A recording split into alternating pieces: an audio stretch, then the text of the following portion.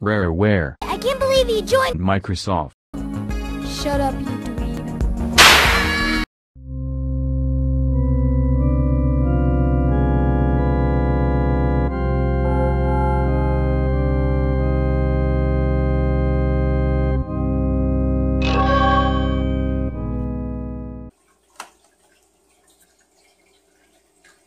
Yes! 1997, here we come! Are you excited for this? No, not really. New year, new 20th year anniversaries to celebrate. We're ready to kick this year off with a game full of cute animal friends and as many catchy tunes as you can bop around to. Welcome my Haze faithfuls to another episode of Retro Resurrection, the show where I talk about the nostalgia trip of older games. At the end of the review, I'll determine whether or not the game should be resurrected or be put to rest. Today we'll be looking into Rare's attempt at Mario Kart that was Mario Kart 7 before it was cool. So, if you're looking for a good time, a fun race, and a shit ton of things to do, call up your friends and let's go race some space pigs.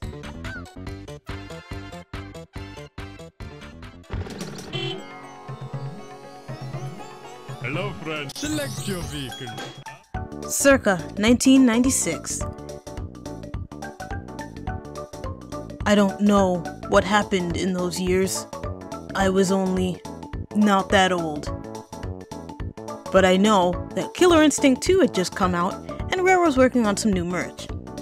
At first, we had a game that was meant to be a real-time strategy racer with a time travel / caveman theme, before later becoming Pro-Am 64, which was supposed to be loosely related to the NES racer RC Pro-Am. With Timber as the main character, Banjo-Kazooie being delayed to the summer of 1998, and Rare wanting this game to be released in time for Christmas 1997, Rare decided that they needed a stronger intellectual property to garner attention. So, to change things up, threw this guy on the back burner and made the game revolve around Diddy Kong. Diddy Kong Racing! So, simple story short, Timber invites his friends to his island so that they can race around on all of the state-of-the-art themed racetracks, when a space pig wizard, aptly named WizPig, comes to disrupt the fun and wants to take over. I know, it's a kid's game, remember? You never really need a good reason to race, but they're gonna try. I know it sounds ridiculous, but you'll think so even more when I tell you that the best racer, a rooster named Drumstick, who introduces himself in the worst way possible, challenges WizPig, loses, and gets turned into a frog. But I don't think they ever explain that, and nobody ever really talks about him. So it's almost like they didn't really care to try and save him in the first place. It's up to Diddy and friends to race in a series of trials to get the necessary collectibles to challenge WizPig and get him off the island so they can continue their party without adults. Except for the elephant genie, he's cool.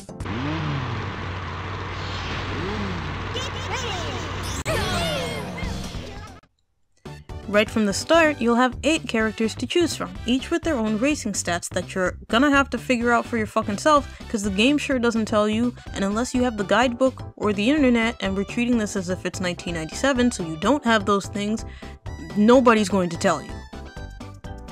But, on the plus side, each character has an assigned instrument to play when you hover over them in the character select. Come on, this is genius. Who doesn't like a good instrumental jig? Yeah, you bop around. Shoot, this shit is fun. At least some of these characters should be familiar to you. Diddy, Conker, and Banjo. Everyone else can kick rocks because you'll never see them again except for Tip Top, who shows up every once in a while in a Banjo-Kazooie game. What? We don't get any other games? We don't even get featured? That's how she talks. I promise I'm not making up that voice. No. We've got things in the works for you guys, remember? It's fine. Haze, was it? Do you mind if we have a word with you?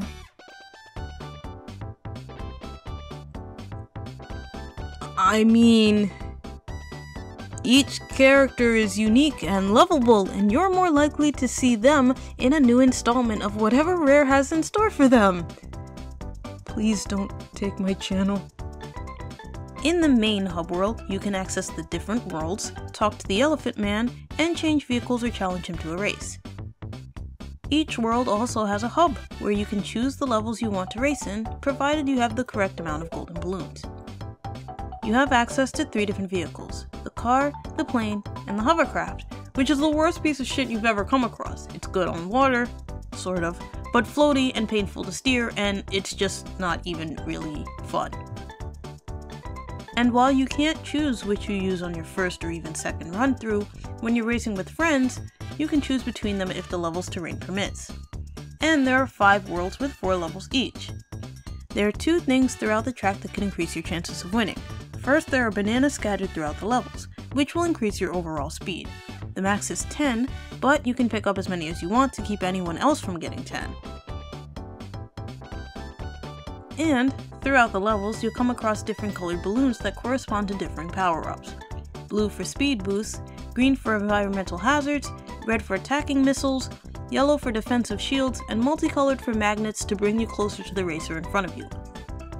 Now I know that sounds an awful lot like Mario Kart's power-ups, but the difference here is that you can stack up your power-ups of the same kind up to 3 times to maximize the item's effect. 1 red balloon is just a straight shooting missile, 2 red balloons in a row gets you a homing missile, and 3 gets you 10 missiles, so you can use them to your advantage to bring home the gold. And in doing so, you'll earn yourself a gold balloon from the magic flying carpet riding elephant genie. I swear I'm not crazy. You'll gain access to levels based on the amount of golden balloons you have, and once you complete each world, you'll have to race the world boss. Which I have to say is the biggest pain in the ass ever. They cheat, they crush you, and they have environmental hazards, so just falling behind a little bit is essentially a run killer. You will be restarting over, and over, and over, until you eventually get lucky and win by like half a second. The world boss will then challenge you to their silver coin challenge, which will have you revisiting each track again. You will have to collect 8 silver coins scattered throughout each track and win the race to complete the challenge and get another set of golden balloons. You'll then have to race the world boss again to get a piece of the Whizpig amulet, which, once you complete 4 worlds, will grant you access to racing Whizpig.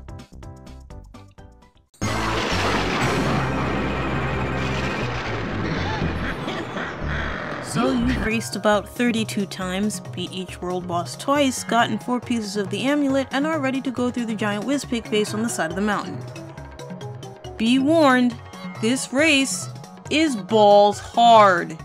He will cheat, he will kick you if you're ahead of him, he will flatten you, you will restart a lot if you aren't careful and precise.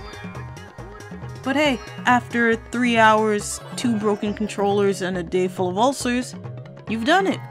Whizpig is gone, and it's time to party. Even Drumstick is okay. Except, Whizpig is not gone, terrorizes the party again, and flies into space in a spaceship. So, the group go into the lighthouse that turns into a rocket ship and flies them up to Future Funland, the 5th level. Which means 4 new levels, 4 new silver coin challenge races, and another world boss. But you can't access that last part just yet, because you need the pieces of the TT amulet. Who is TT, you might be asking? Well, if you've noticed a stopwatch man walking around and if you've bumped into him at any point, he'll give you a status of all the collectibles. That's him. In order to get these 4 amulet pieces, you need to find a golden key in each of the 4 worlds, which can be in any track. Some will be easy to find, but others will be a little more difficult. After you've found one, you can just exit the level because now you have a mini-game to play. Man, this game is full of shit to do. You'll be stealing dinosaur eggs, collecting bananas, and killing your friends. A lot. But once you're done with all of that, you're free to take on Wizpig for real, which is probably the easiest boss this game has to offer. Fly around, avoid some missiles, avoid these space rocks, win the race. Boom! Time to party! Again.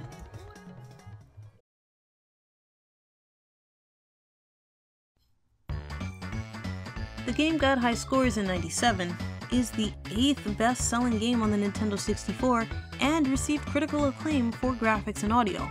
But still, the gameplay is a little repetitive, and it feels like you're being punished if you use heavier characters. Which sucks, cause Banjo is my favorite, and he's like the heaviest one.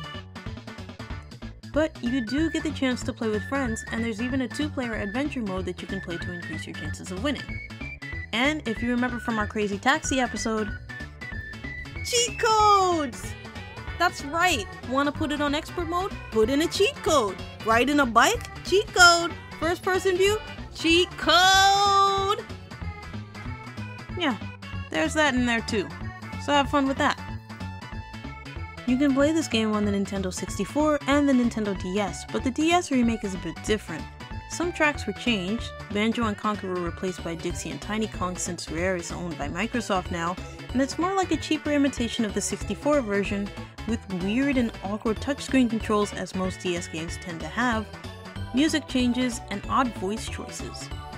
So this game turned 20 in November, so we're a little late in that regard, no surprise there, but honestly, even though it's pretty much Mario Kart with stuff to do in a story mode, I think it's bogged down by putting in too many things and too many repetitive tasks that by the time you put the game down, all of the songs and all of the tracks will be burned into your brain for a while. And while everything is cute and fun and you can race your friends, I don't think it's a game you'll want to play from beginning to end for the rest of your life. If this was Mario Kart 64, I'd probably say that it can be put to rest for good, because aside from Moo Moo Farms, what do they really have to offer me?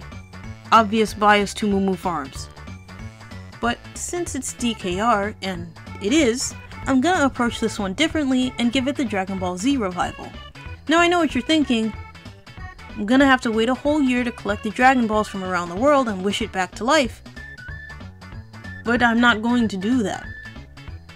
Because that's not what I meant. I mean, where Baba gives you 24 hours to be on Earth before you gotta go back. That's it. 24-hour resurrection. Final verdict. 24-hour resurrection. Well, I guess that's it for this episode of Retro Resurrection.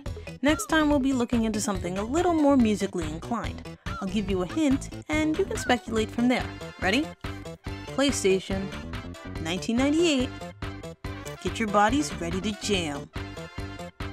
Let me know what you think in the comments below, leave us a like if you think we did a decent job, and share with your friends, and if you want to see more then subscribe and become a Haze faithful.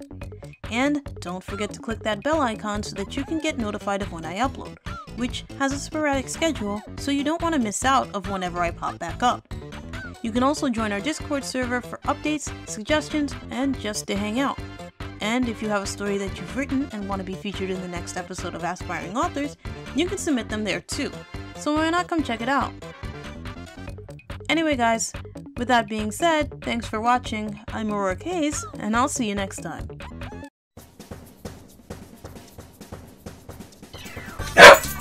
What? So, simple story short, Timber invites his friends to his island so that they can race around. I know, it's a kid's... When I tell you that the best race... Oh man, can't English. Good luck trying to figure the shit out. Can't English either, and that's why, because it's not scripted. What? So, simple story short, Timber invites his friends to his island so that they can race around on all his cool new themed... Oh shit, can't English. The game got high scores in '97, is the 8th, and can't fucking read, and I wrote it. Now I know what you're thinking. That means I'd have to go around the world, collect Dragon Balls, wait for a whole year to activate them. No, that's wrong. That's backwards. Shit. In the hub world, you can access different worlds, talk to the Elephant Man, and change Oh, damn it. Virgils. Shit.